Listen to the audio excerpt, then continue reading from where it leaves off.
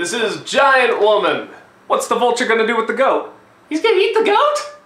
Excellent. It's very cute. You don't like lamb chops? I happen to be a bacon-tarian. Okay, so this is an episode called Giant Woman, and pretty much Pearl and Amethyst tell Steven about this power they can do where they can fuse into one giant person, and wouldn't you know it, a mission comes along where they can fuse into one giant person, but they need to get along, because they need to be one in harmony and stuff, and they call it Opal. I don't know if the act is called Opal, or if like the person they create is Opal. I think it's both. Okay. Opal is like, I think, an amalgamation of like different minerals or something. If you ever, they're different colors, so I guess it's what, I don't know if you could do it with a pearl and an amethyst though. Is there a geologist in the audience? I was gonna say, I think I'm like, we just had an episode with a pink lion that suddenly disappeared. So I used to collect rocks, but this may be beyond my. I only know of opal by how it looks, and they're very colorful, and I think it's the national stone of Australia. Interesting tidbit, but I don't know. Now watch, like a million people are gonna like correct you in the comments if there's like anything wrong. It's New Zealand, you asshole! I don't know.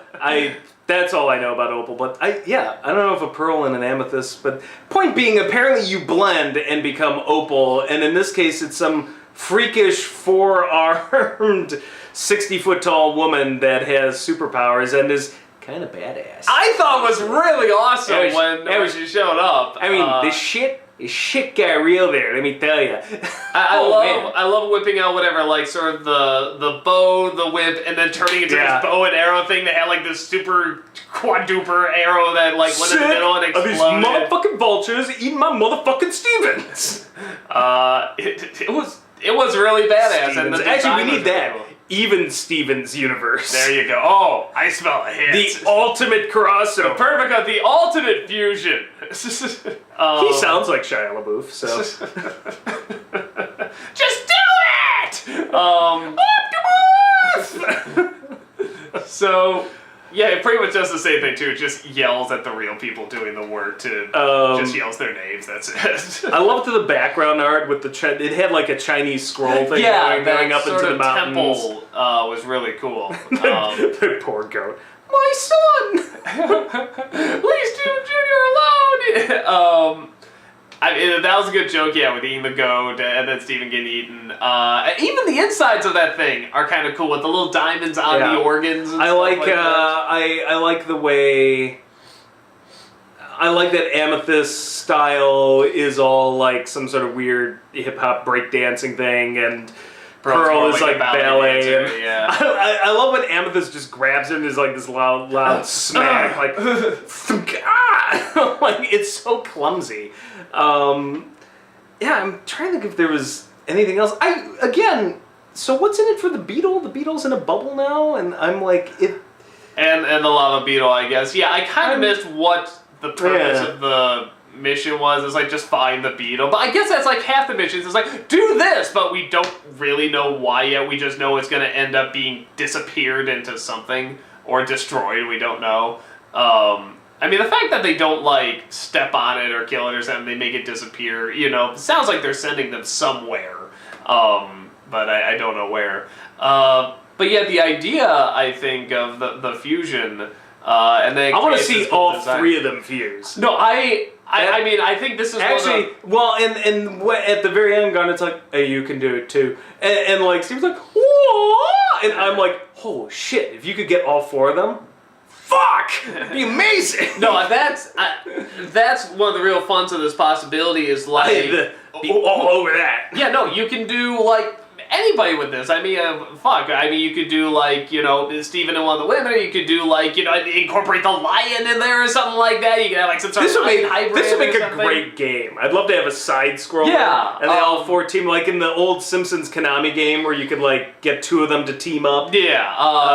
Well, that's kind of what it feels like, but in a cool way where it's like, you have this idea where they confuse. It's like, it's like you said, a video game thing that's cool, but then also like, no, they have to sort of work together. Honestly, and all the questions Steven brings up are good questions, like who shares the same stomach? This would make a great anime.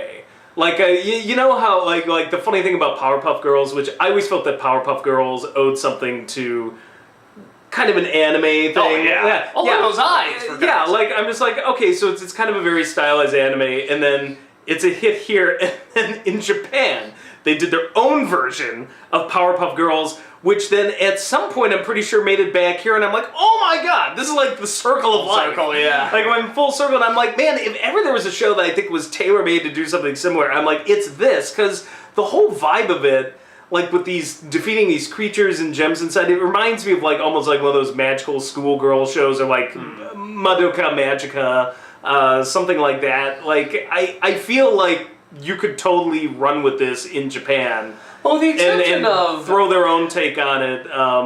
So I don't know. I'd be interested to see if that ever happens, because it's got that vibe to me. with the exception of the running time and maybe a little bit of the artistic style, I mean, wouldn't it kind of be like turning, Avatar: Last Airbender into an anime? It's kind of like, it kind of already is in some respects. Well, what about Powerpuff Girls? Well, no, see, Powerpuff Girl, if I'm right, not that I watched a ton of them, but if I'm right, they never went into like, oh, well, what are the girls feeling and what dilemmas are they going through? It was mostly like, hey, here's an excuse. I think you could probably take this. My guess is if the Japanese got a hold of this, they would turn into a 26-episode series and make it more plot-driven. But I could see that out of this setup. Well, having seen one or two in the future, like you I said, could see it done in a Madoka Madoka kind of way. Yeah, Madoka. having seen one or two episodes after that, like you said, you saw a few before we started watching this, and I did too. I do know they take this idea and they do some interesting stuff with it, which I'm glad,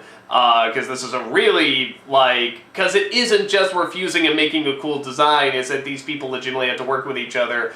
And from what I saw, they did some interesting stuff with it. We get these plot points. Like, and the big one here is that not only can you fuse, which they do, but that Steven will be able to do it as well. Steven will be able to do it, and like I said, it isn't just... That's our tip for the day. It isn't just we can fuse, it's that mentally they have to go together too. Somehow they have to have like a compromise and stuff like that, so that can lead to a lot.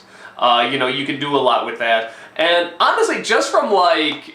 whatever you want to call it, like a fan angle or fan fiction or whatever, it's like you said, the possibilities are endless with who can fuse with who, and what kind of designs you can make. When I fuse, I'm gonna mop the floor with your fuckers' faces.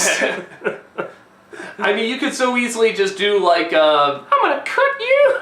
You so easily do like just like a half and half of like like one half is Pearl, one half is Amethyst, and they're just this big thing or something. But no, they do like they sort of have like 4 arms, and it sort of has like Pearl's nose, but like Amethyst's lips. And considering how badass Garnet is, can you imagine her opening up with any of the not only just one but the other two, or the other two plus Steven? Yeah, I mean with his powers the way they are yeah. now, do you think he would just drag the opal down?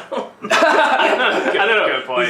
He seems kind of fresh at the moment. Little green. Well, they're gonna do something where he's gonna be like somehow the most important or like most powerful. There is an episode like at some point where they do kind of train. That's another one I saw later. I'll let you know when we get there.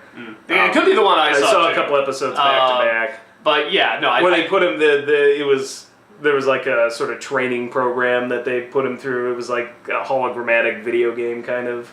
Maybe, I don't know. Maybe I didn't see that one. I mean, we'll see when we get there. Yeah. But yeah, no. This is like I said, only because we've both seen 1 or 2 future episodes. It's interesting seeing these because, they're setting it up now as a kid's show, but you kind of know these elements are going to play a bigger part in something more adult coming up. So it's interesting watching these and being like, okay, well that's the setup for this and that's the setup for that. Steven, it's up to you which one of us lives and which dies. Steven's choice. Choose me, Steven!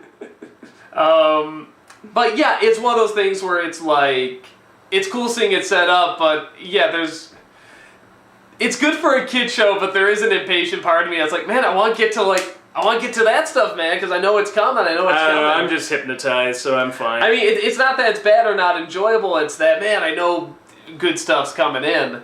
But yeah, it's from what I hear, everyone says, like, all the people in the comments and stuff are saying that, like, the first season, it's like, don't skip it, but it's not, like, that's not where the real good stuff is. You know, it's more like just kind of, hey, here's some pointless adventures, but they're just setting up for the other seasons that are coming. So yeah, and that, like you said, it seems like, you know, plot point. Like every episode is kind of like a plot point. You know, like enjoyable waste of time, but it's like, no, they actually are setting up something, you just don't know what it is yet. So, and that's the vibe I'm getting, so I guess there's not a ton we can necessarily talk about, but at the same time, it's like, they're good setups. I mean, they're good setups to see what they're going to do with this, especially in such a short time span that they have. So, yeah, good episode, good backgrounds, interesting idea. The fusion of the two of them was really cool, and I'm looking forward to more that they can do and have fun with this idea. So yeah, I'm just excited to see both from a psychological point of view and a visual point of view what they can do with it. So yeah, hopefully there's more in the future. And where did that lion go? You think that new character? Here we go, and he's gone. It's like, I'm sure he's going to come back, but it's like, where is he? Does he sleep somewhere? Is he in that place where they just make him disappear or whatever? Where do you keep a lion, a big pink lion? My son! How come he called the goat Stephen Jr. before the lion? You'd think they'd have more of a connection, but no, just this goat. So you're my You don't call a lion Junior. Mm. They don't like that. Ah. I guess the goat is a kid. Oh my god. Ah. Oh, that was Bob's Burgers worthy.